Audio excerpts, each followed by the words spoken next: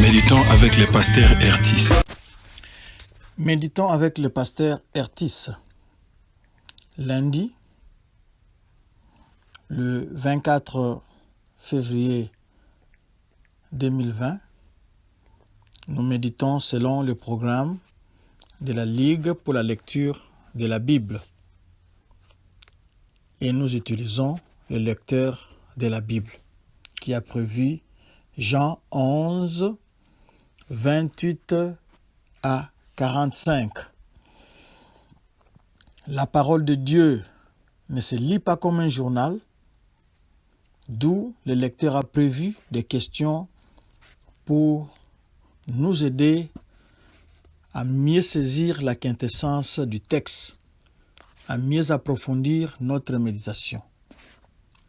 Les questions d'aujourd'hui sont: est-ce que ce passage m'apprend quelque chose sur Dieu le Père, Dieu le Fils et Dieu le Saint-Esprit? 2. Y a-t-il un exemple à suivre ou à ne pas suivre? 3. Quelle vérité Dieu me révèle-t-il?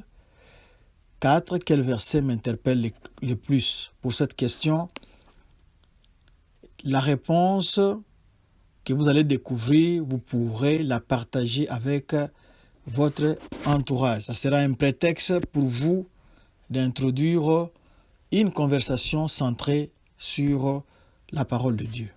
Et la dernière question, pour ma prière: y a-t-il quelque chose que Dieu me montre dont j'ai à me repentir, auquel croire et obéir, pour lequel le remercier et le louer, pour lequel lui formuler ma demande? Dans notre texte d'aujourd'hui, l'évangéliste Jean nous parle de l'assurance de Marthe en la résurrection. Et plus loin, nous verrons Jésus émotionné et il plaira.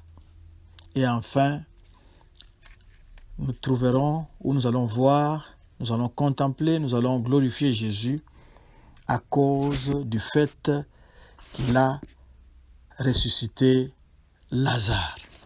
Prions. Père Tout-Puissant,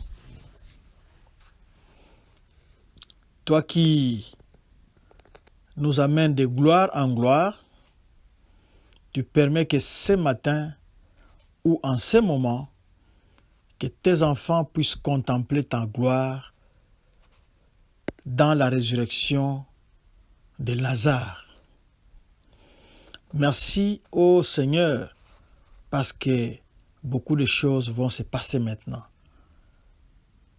Parce que tu vas ressusciter encore quelqu'un pendant cette méditation. Remplis-nous du Saint-Esprit et bénis ce moment par Jésus-Christ. Amen. Shalom, bien-aimés. Nous sommes dans la nouvelle semaine et nous demandons à ce que Dieu puisse la bénir. Mais nous voulons vous donner les nouveaux versets de la semaine. Les versets de la semaine signifient un verset à mémoriser pendant une semaine. Quand on dit mémoriser, c'est-à-dire arriver à les réciter avec une Bible fermée. Vous récitez des mémoires pour insister un peu, quoi. Verset de la semaine. Je suis la résurrection et la vie. Celui qui croit en moi vivra même s'il meurt. Et quiconque vit et croit en moi ne mourra jamais. Crois-tu cela? Jean 11, 25 à 26.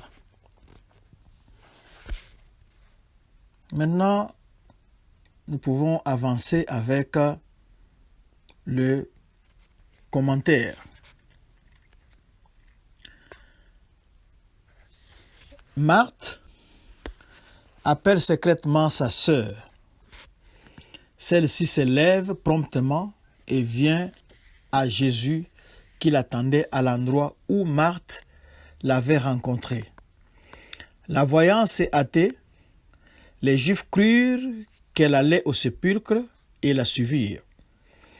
Marie se jeta aux pieds de Jésus avec le respect que lui inspirait une connaissance plus profonde et intime de sa personne.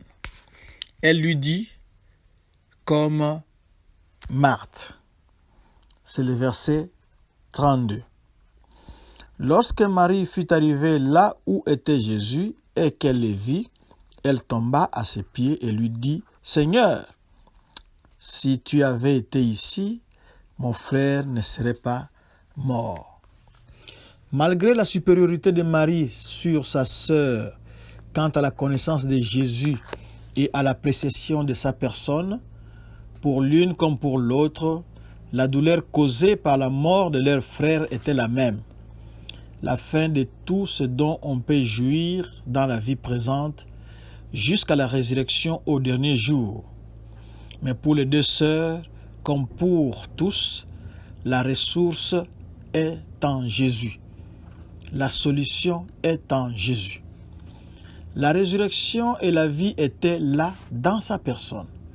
Celui qui a leur jugement leur avait fait défaut au moment opportun, sur la sympathie duquel elles comptaient encore, allait dépasser infiniment tout ce qu'elles attendaient de lui.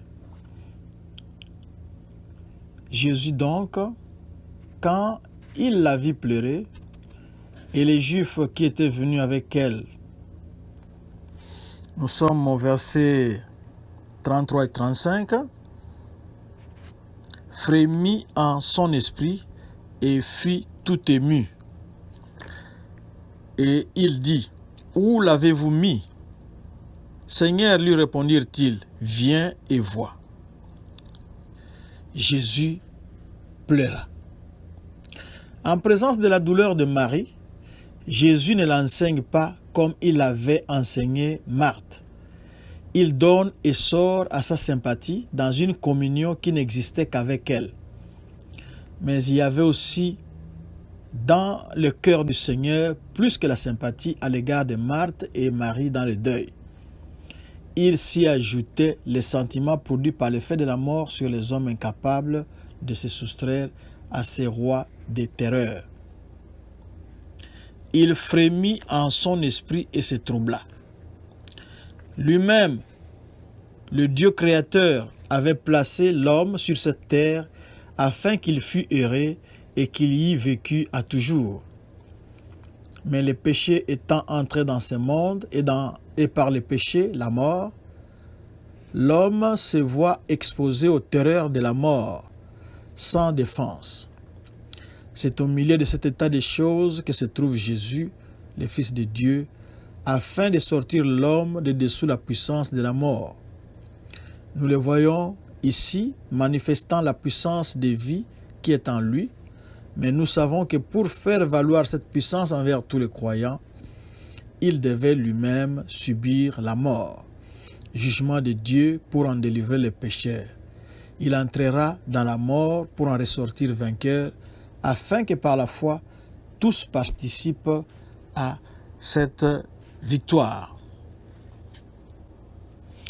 En attendant ce moment, Jésus va montrer qu'il possède en lui-même la vie et toute la puissance nécessaire pour délivrer l'homme des conséquences terribles et éternelles du péché. Mais ce précieux Sauveur n'opère pas en puissance sans éprouver dans son cœur toute la douleur causée par la mort, avec plus de réalité que ce qu'elle avait atteint. À sa question, « Où l'avez-vous mis ?» Lorsque les Juifs lui répondent, « Viens et vois », il pleura. « Viens et vois ce qu'est devenu ta créature. » Telle était pour Jésus la signification de ces paroles. Vois où est l'homme, le chef-d'œuvre de ta création. Vois où le péché l'a plongé. Cet homme, sorti parfait d'entre tes mains, est en putréfaction, en train de pourrir. Nous comprenons quelque peu, bien peu, tout ce qui accablait l'esprit du Seigneur et ce qui oppressait son cœur devant cette scène. Lui, capable d'apprécier divinement avec un cœur humain les choses telles qu'elles sont dans leur réalité devant Dieu.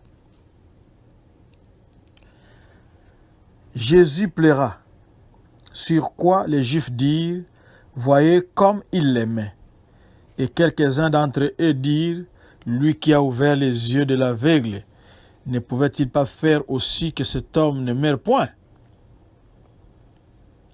Chez tous, c'est la même pensée à l'égard de Jésus. Ils ne voient en lui que le pouvoir de retarder les jours de la mort et non la puissance victorieuse de la mort, de la vie sur la mort pour en tirer l'homme. Cette puissance était là, dans la personne de Jésus, le Fils de Dieu, venu dans ce monde, sachant quelle était la terrible condition dans laquelle sa créature se trouvait. Venu pour sympathiser, pleurer et finalement délivrer, il a pleuré non seulement parce que l'un de ceux qui l'affectionnaient était mort, mais parce que tous les hommes étaient sous l'emprise de la mort. Un fait digne de remarque qui rend le Seigneur si précieux au cœur de ceux qui passent par le deuil, c'est de voir dans quelle attitude il se présente au tombeau de Lazare. Ce n'est pas celle d'un vainqueur, quoi qu'il le fût, c'est celle de l'homme de douleur qui entre de cœur dans des circonstances affligeantes de ceux qu'il vient secourir. Il ne dit pas aux sœurs dans le deuil de ne pas pleurer puisqu'il va ressusciter leur frère. Au contraire, il pleure avec elles. Et quoique la cause de ces pleurs dépassait infiniment celle de Marthe et de Marie, il éprouvait tout ce qu'il y avait de douloureux pour elles, dans la rupture des liens naturels que lui-même avait formés pour le bonheur de sa créature. Le Seigneur a voulu faire connaître sa parfaite sympathie afin qu'aujourd'hui, nous qui traversons la scène de ce monde où la mort vient constamment frapper à notre porte et ravir quelqu'un de nos bien-aimés, nous puissions connaître tout ce qu'il est pour notre consolation en attendant les glorieux moments de son retour.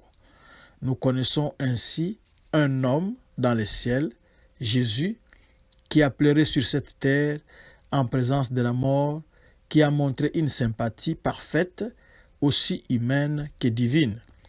Nous savons qu'il est le même.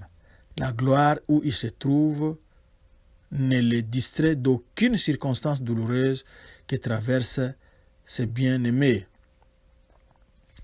Il est le même aujourd'hui pour consoler tous ceux qui, dans le deuil, ont recours à ce cœur compatissant. 38 à 40. Jésus, frémissant de nouveau en lui-même, se rendit au sépulcre. C'était une grotte et une pierre était placée devant. Jésus dit, « ôtez la pierre. » Marthe, la sœur du mort, lui dit, « Seigneur, il sent déjà, car il y a 4 jours qu'il est là. » Jésus lui dit, « Ne t'ai-je pas dit que si tu crois, tu verras la gloire de Dieu ?» C'était le verset 38 jusqu'au verset 40. L'état de corruption de Lazare ne sert qu'à faire ressortir la puissance de vie de Jésus. Au reste, il n'était pas plus difficile au Seigneur de ressusciter un corps en voie de décomposition qu'un corps qui ne l'était pas. Ceux qui mettent en doute que Dieu puisse faire surgir de la poussière les corps qui y sont retournés depuis le commencement ne pensent pas qu'il est aussi facile à Dieu de rassembler la poussière de ceux qui sont morts depuis des milliers d'années que de ressusciter un homme qui vient d'expirer. En réponse à la remarque de Marthe, il sent déjà, Jésus lui rappelle que celui qui croit verra la gloire de Dieu en résurrection. En attendant que sa puissance puisse se déployer envers tous les croyants, la gloire de Dieu allait être manifestée par la résurrection de Lazare.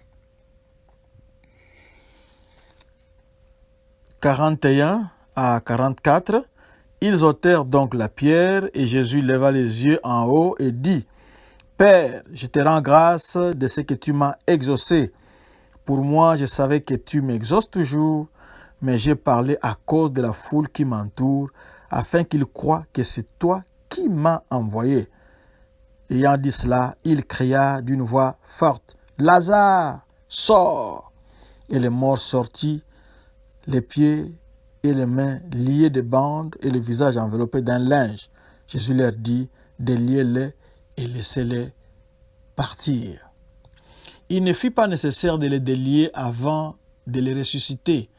La puissance vivifiante de Jésus les fit sortir tel qu'il était pour qu'on le voie. Mais une fois vivant, pour qu'il puisse marcher, il a fallu les délier. On voit ici, comme toujours dans cet évangile, que même si Jésus agit dans sa puissance divine, c'est chaque fois sous la dépendance de son Père. Il savait qu'il était exaucé, mais il désirait rendre la foule témoin de sa dépendance et de sa relation avec son Père dans le déploiement de cette puissance, afin qu'elle crût que Jésus était véritablement l'envoyé du Père. Nous pouvons remarquer encore que Jésus étant ici-bas, il ressuscite Lazare pour qu'il continue à vivre sur la terre tel que Jésus était avant sa mort. Lazare a dû mourir encore une fois, tandis que le jour où Jésus ressuscitera les saints endormis, il les placera dans l'état où il est entré lui-même par sa résurrection et sur lequel la mort n'a aucun pouvoir. Il est dit en 1 Jean 3,2, « Nous serons semblables à lui, car nous le verrons comme il est. » Lazare fut semblable à Jésus quant à son corps, tel qu'il était alors, et nous lui serons semblables, tel qu'il est maintenant, ressuscité et glorifié, lorsque nous serons ressuscités et transformés. Le grand sujet de ce chapitre est donc Jésus, Fils de Dieu, la résurrection et la vie, avec le pouvoir de donner la vie aux morts. Nous avons déjà vu que cet évangile nous présente le triste état de l'homme naturel sous 3 figures. Son incapacité pour se servir de la loi dans l'infirme de Bethesda au chapitre 5, son état d'aveuglement spirituel par l'aveugle-né chapitre 9, son état de mort morale en Lazare. Jésus, le Fils de Dieu, l'envoyé du Père, est la réponse de la grâce à la misère totale dans laquelle l'homme est tombé par sa propre faute. Quel objet d'adoration et de louange éternelle qui n'issue glorieuse personne, et quel sujet éternel de reconnaissance que sa venue ici-bas. C'est la fin de notre méditation. Nous allons seulement insister sur un ou deux petits points. Ayant dit cela, il cria d'une voix forte, « Lazare, sort !» C'est le verset 43. Ici, Jésus est au cimetière. S'il n'avait pas précisé le nom, avec sa puissance, ce sont tous les morts qui étaient dans ce cimetière-là qui allaient ressusciter. Mais il a bien précisé qu'il s'agissait de Lazare. Il y a aussi une chose, c'est à partir du verset 38, on nous dit que c'était une grotte et une pierre était placée devant. Jésus note pas la pierre au verset 39, mais demande qu'on puisse ôter la pierre parce qu'il a besoin de l'obéissance de l'homme. Vous pouvez ôter aussi la pierre de l'ignorance dans quelqu'un quand vous allez partager la parole de Dieu avec lui. Bien sûr, le travail de conviction, ça sera le Saint-Esprit. Vous allez simplement ôter la pierre en prêtant à Jésus votre voix pour témoigner de ce que Jésus est, de ce qu'il fait, de ce qu'il peut accomplir dans la vie de quelqu'un. Que Dieu vous bénisse. Prions. Seigneur, merci. Merci parce que tu nous as encore appris quelque chose, que Jésus-Christ est le prince de la vie, que Jésus-Christ a la vie en lui-même, il peut la communiquer. C'est pour cela que ma prière en ce moment est en faveur de mon frère, de ma sœur, qui passe par une mort spirituelle, qu'il puisse ou qu'elle puisse sortir, qu'il puisse sortir maintenant à cause de ton nom, à cause de ta grâce, à cause de ta puissance, à cause de ton amour. Merci Père de délivrer mon frère. Merci Père de délivrer ma sœur. Car tout au long de cet évangile, nous avons appris que la solution à notre problème, la solution pour notre vie ne se trouve qu'en toi. À la place de Lazare, mettez votre nom. Sors au nom de Jésus-Christ maintenant.